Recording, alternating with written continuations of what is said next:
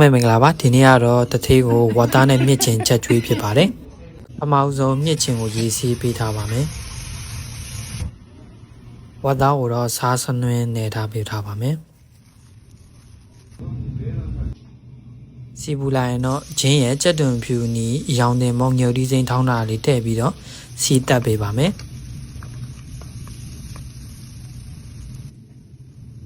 စီးတက်ရပြီဆိုရင်တော့ခုနကအရသာနေထားတဲ့ဝတ်သားထည့်ပေးပါမယ်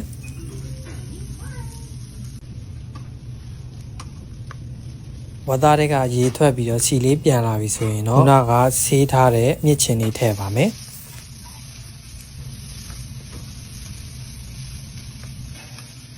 မြစ်ချင်နံလေးမွေးလာပြီဆိုရင်တော့ရေထည့်ပေးပါမယ်ရတာအတွက်ကိုတော့ကျွန်တော်ကစားနေငယ်ဂျုံမုံနေငယ်ထည့်ထားပါတယ်ပြီးရင်တော့ကျွန်တော်ဆိုင်ရဲ့ signature ဖုန်းလေးအုပ်ထားလိုက်ပါမယ်ဒီလိုမျိုးရေပြန်စီချန်နေထားလေးဆိုရင်တော့ရပါပြီဒီမှာကျွန်တော်ကငုတ်ဒီစိမ့်လေးထပ်ထည့်ထားပါတယ်တတိယတော့ဝတ်သားနဲ့မြင့်ချင်လေးကြိတ်ပါတယ်သမင်းနဲ့စားပါဆိုမစားပဲဒီတိုင်းစားတော့အမှငုတ်ဒီတွေတီးကုန်ရော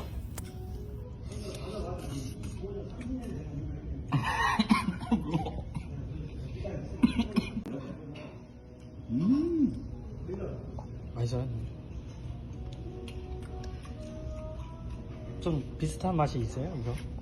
한국에 얼마 없어. 없어요? 응.